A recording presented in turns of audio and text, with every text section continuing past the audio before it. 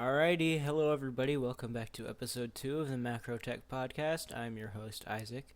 Today we're going to be talking about the Lenovo Chromebook Duet 3. Yes, there is an episode 2. Woohoo! The Lenovo Chromebook Duet 3 is a little Chromebook I recently purchased for use for school. It has been working out very, very well. I bought it with the USI stylus from Lenovo, the USI Pen 2. And that is by far the best part. I would love to talk about that in a lot more detail for sure. The pen works flawlessly, and what I'm primarily doing with it is math work. And to say that it works really well with math is kind of impressive, considering the laptop itself was $240 and then the pen was $40. In tablet mode, it's great for consuming content, anything of that sort. I find myself wishing it had a slightly dimmer brightness setting, because I would love to use it at night, have it playing a movie while I go to sleep or something like that, but it does not get dim enough for that to be an option, personally, for me. I wish it had a headphone jack. It does not have a headphone jack. It does have a USB-C port on both sides, which is kind of a cool thing. It allows it to charge from both ends with ease. No fiddling around with cables and wrapping them around things and things like that. I will say the keyboard is great, but the trackpad is not. The trackpad is pretty abysmal. It feels like you're gliding your hand across sticky plastic. So it does not work very well. Which is why I much prefer using it in tablet mode or with the pen. Chrome OS has come a long way since it originally, since what people most likely remember it as. It was more just meh. It was very one-dimensional, only for use on the Chrome browser. Everything you do is in the Chrome browser. It's not like that anymore. They have the YouTube app. They have all kinds of on-device apps. And the phone link to my Pixel 4 actually makes it very, very usable anywhere I go. It just automatically connects to my hotspot wherever I am as soon as I open the laptop. And that works flawlessly every time.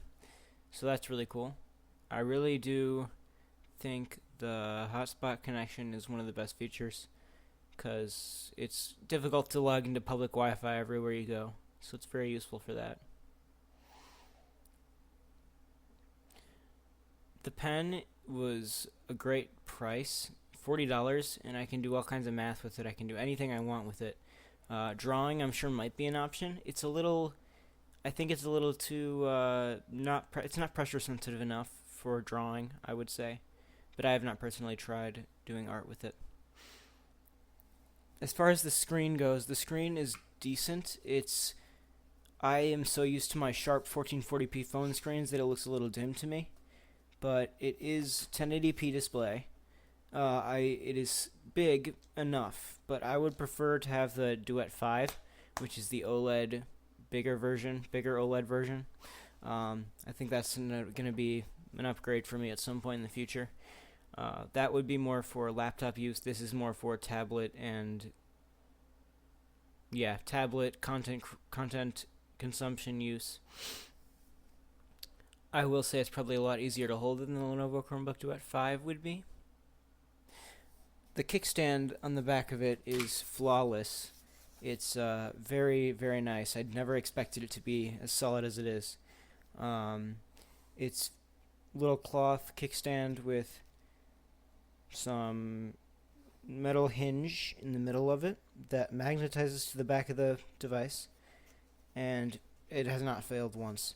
I wish it was a little more firm due to when I'm trying to do math on it, sometimes I'll have the kickstand out with the pen in my hand, and I'll be trying to do math with the kickstand very angled and on the table. And it hasn't been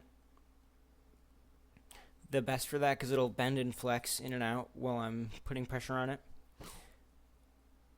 Also, the keyboard does detach and attach really securely. That's one thing I noticed. It's a lot better than my Microsoft Surface Pro, believe it or not. It actually connects and stays. The charging is a lot more consistent on this than the Surface Pro. It's just a lot smoother of an experience than an older Windows laptop for me. Um, One surprise that I found in the box was this silicone connector adapter case for the pen that came in the box with the Chromebook, that snaps into the back of the kickstand, so you can hold your pen with it wherever you go. So that's really cool, and I've been using that, and that's flawless. It works great. The webcam is pretty decent. I think it's plenty good enough for any, not content creation, but for any meetings or anything of the sort would be perfectly fine. The rear camera I have not tried much, so I can't speak on that yet. This is more of a first impressions. Maybe I'll do a full in-depth deep dive later. The best part of the software for me is that phone link feature. You get all your texts and everything you can text from your Chromebook. There's also Gemini. Gemini is built in, and Gemini is one of my favorite things recently.